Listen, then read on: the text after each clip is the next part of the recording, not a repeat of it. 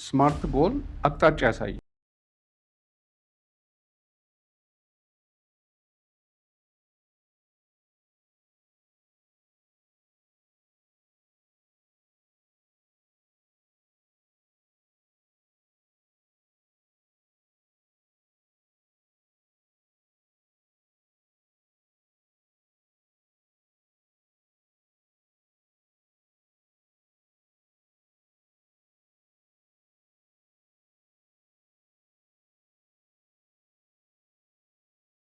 ይላል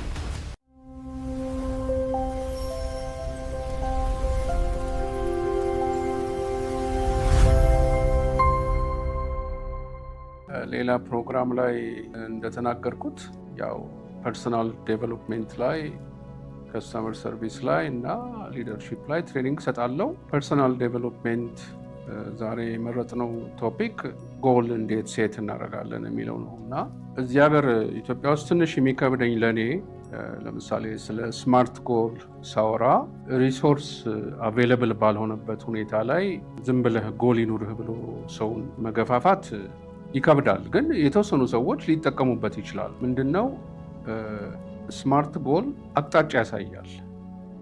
ስማርት ማለት እያንዳንዱ ኤስ ማለት ስፔሲፊክ ነው። አንድ ለምሳሌ ጎል ሲኖረን የሚኖረን ጎል አንድ ጎል ለምሳሌ የዛሬ 5 ዓመት ቢዝነስ ከፍታለሁ። ምን ከፍተውን ቢዝነስ ማወቅ አለብን።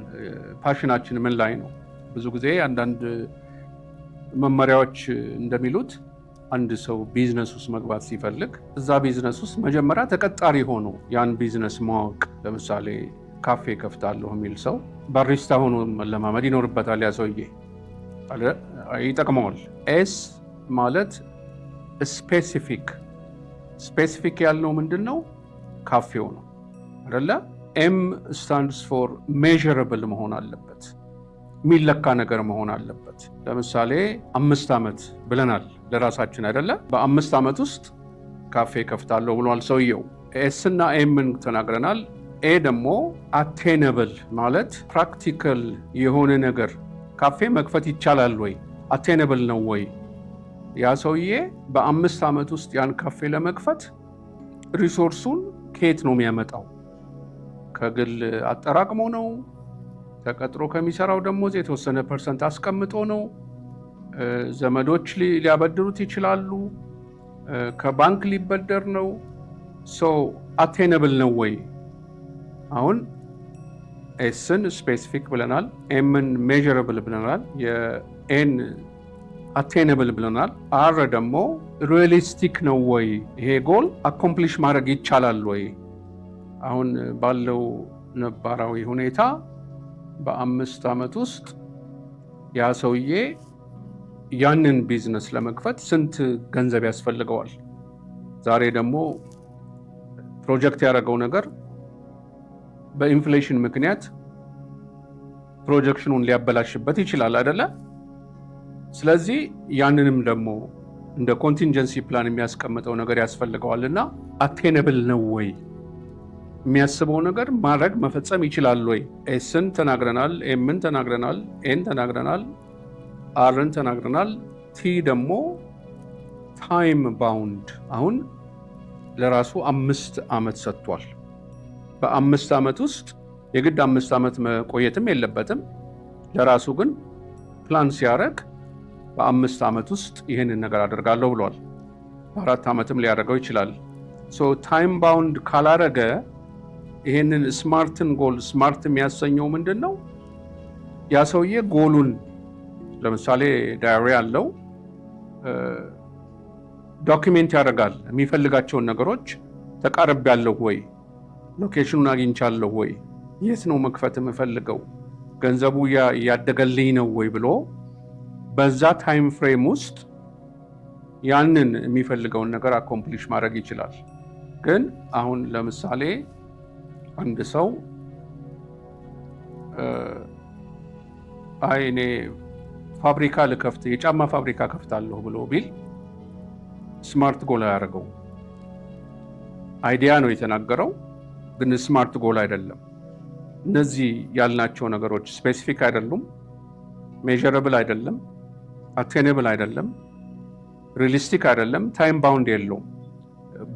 ሊከፍት ይችላል።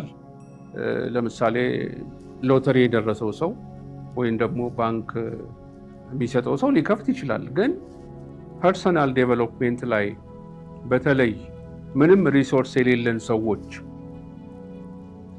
የምናደርገው ነገር ምንድን ነው? ጎላችንን ስማርት ማድረግ አለብን። ይሄ ደግሞ ዶኪሜንት መደረግ አለበት። ቀኑን ለምሳሌ ስማርት ጎል ስፔሲፊክሊ መቼ ነው አይዲያው ይመጣልን? ኮፊ ሾፕ አልኩ እንጂ ሌላም ነገር ሊሆን ይችላል። ኢንዱስትሪም ሊሆን ይችላል። የ10 ዓመት ጋፕ ኖሮት የዛሬ 10 ዓመት እንዲህ አይነት ኢንዱስትሪ ከፍታለሁ የሚል ሰው ዋናው ነገር ሪሶርሱ አቬይለብል ይሆናል ወይ ለዛ ሰውዬ ነው። እና የፐርሰናል ዴቨሎፕሜንት ላይ አንዱ ብዙ ሰዎች ስህተት የሚያደርጉት ጎል የላቸውም።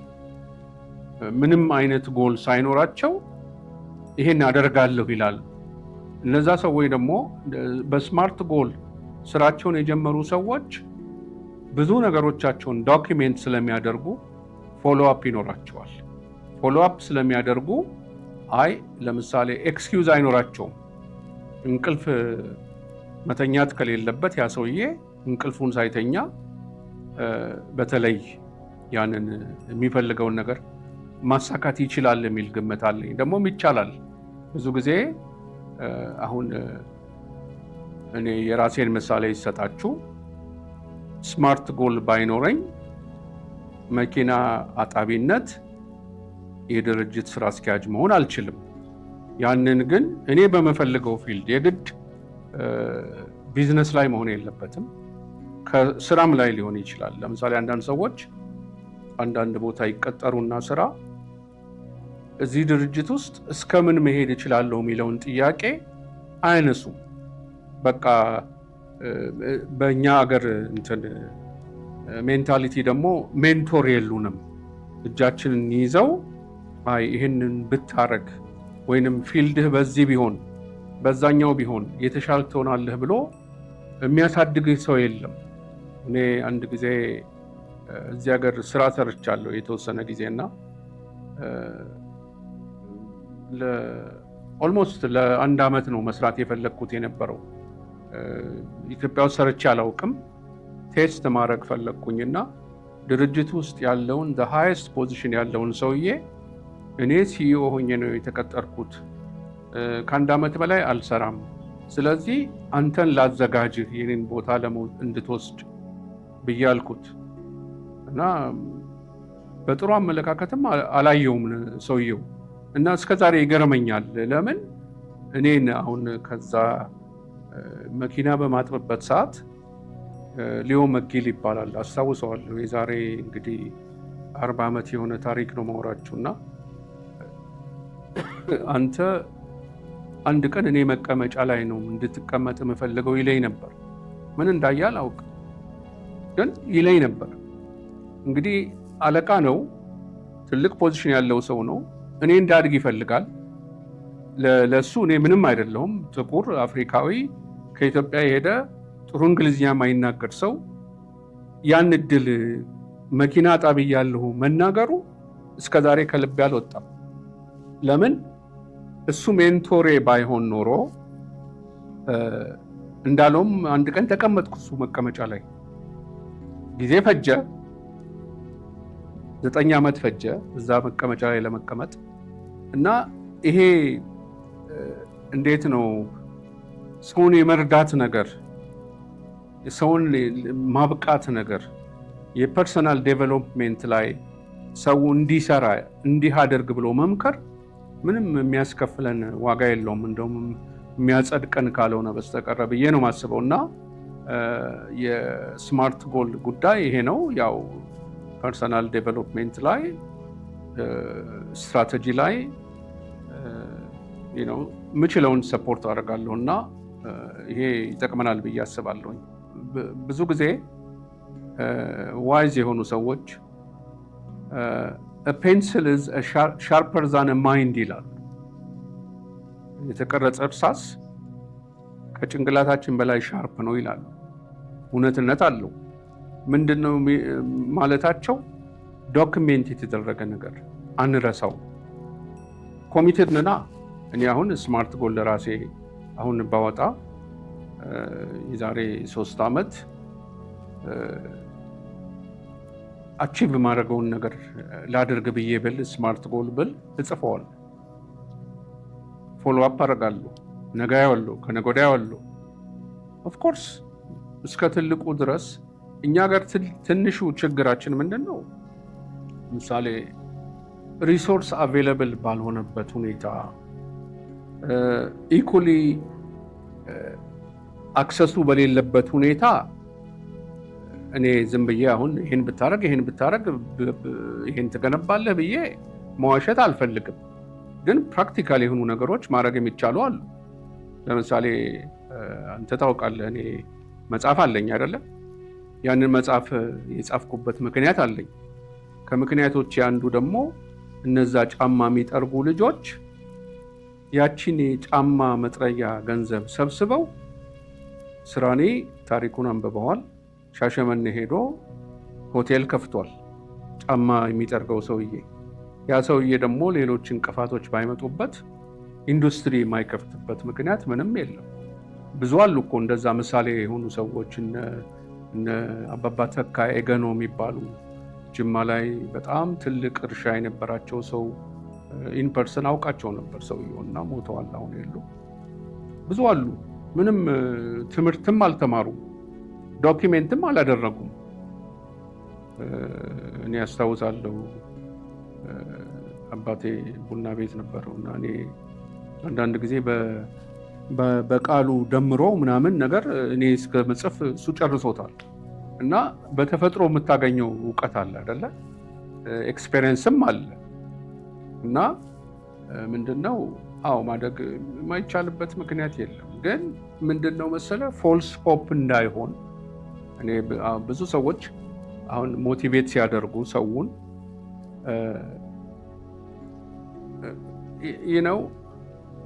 ለገዛ ጥቅማቸው ብለው የማይሆነውን ነገር ሲያደርጉ ያለው ኢትዮጵያ ውስጥ ሞቲቬተር የሆኑ ሰዎች ሞቲቬት ሲያደርጉ ማለት ነው ቪው ያገኛሉ። አንዳንዴ ደግሞ ይሄ አስደንጋጭ ነገር ወይንም ፎልስ ኢንፎርሜሽን ፖስት ስታረግ የማየት እድሉ የሰው 70% ፎርወርድ የማድረግ እድሉ 70% ነው።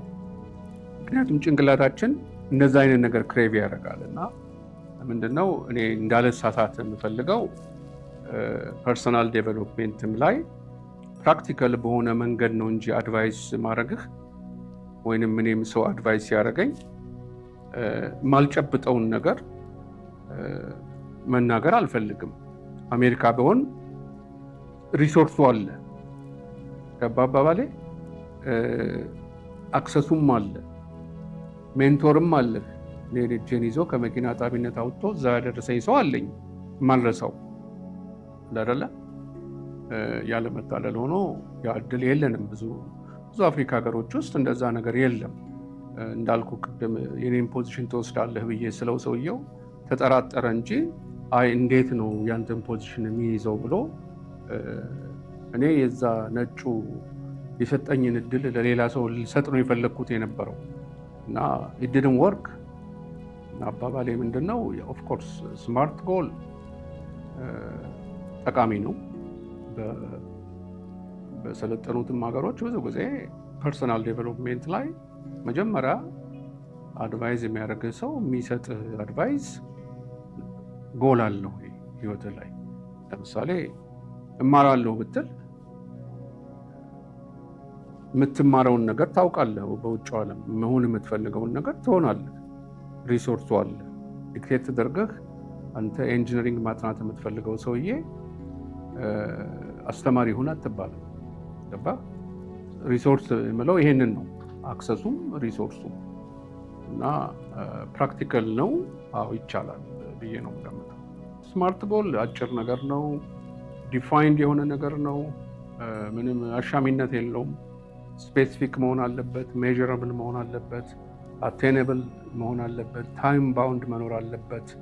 እና ያን ካደረግ ዶክመንት ካረክ የምትፈልገውን ነገር ወደዛ አቅጣጫ መሄድ ትችላለህ። አንድ ሰው የማይታየው ምንድነው ተስፋ ስትቆርጥ ነው መጥፎ። ሆፕ ሹድ ቢ አላይቭ ሁል ጊዜ። አንተ አሁን ለምሳሌ እንደው ማጠቃለያ ልስጥህና አብዛኛው ሰው ፐርሰናል ዴቨሎፕሜንት ላይ ማይሰራው ለምንድን ነው? ተስፋ የመቁረጥ ስሜት አለው ሰው።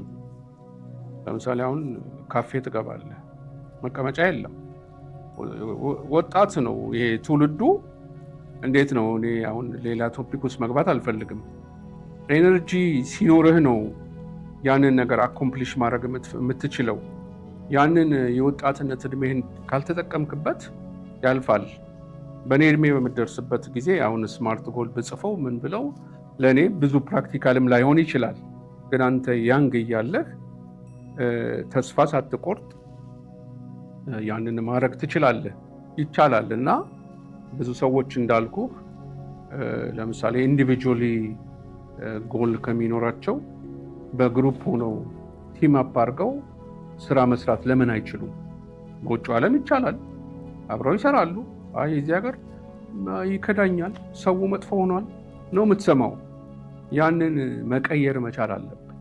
ካልቀየር ነው በዛው በኔጌቲቭ በሆነ ፊሊንግ ነው የምንቀጥለው፣ ህይወታችንም አይቀየርም። ለዚህ ነው ሾርት እንትን እንፈልጋለን። ምንድነው መሰለህ በቃ ሾርት ከት እንፈልጋለን። በአቋራጭ ሄደን እኛ ድሮ እኮ እዚህ ሀገር እያለን ኢትዮጵያ ውስጥ ያሉ ሚሊዮነሮች እነማን እንደሆኑ እናውቃቸው ነበር። ኦቨርናይት ሚሊዮነር መሆን አይቻልም። you really need to work hard። እኛም እንደዛ ነው ያደረግነው። በውጭው ዓለም ሰርተን እንቅልፋተን ስራ ሳንንቅ ነው ይኖር ነው። እና ያን ካላረግ ጎል እና ፐርሰናል ዴቨሎፕሜንት ይቃረናሉ በኋላ። እና አመሰግናለሁኝ እድል ስለሰጣችሁኝ።